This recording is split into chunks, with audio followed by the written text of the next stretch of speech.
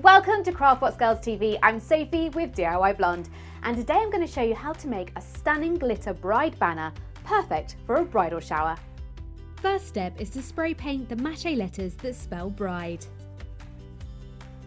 Once the spray paint is dry, cover each letter with PVA glue or a glue of your choice, and then sprinkle with glitter.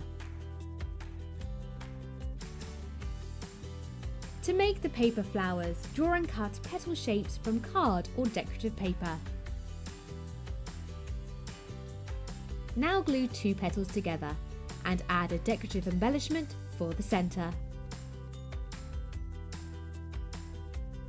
Add a strip of double-sided sticky tape to each petal and letter.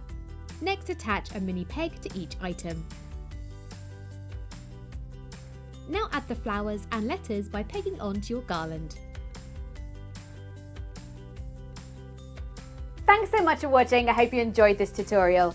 For more creative DIY projects, please check out my personal blog at diyblonde.com and stay tuned for more videos from me and the other Craftbox girls.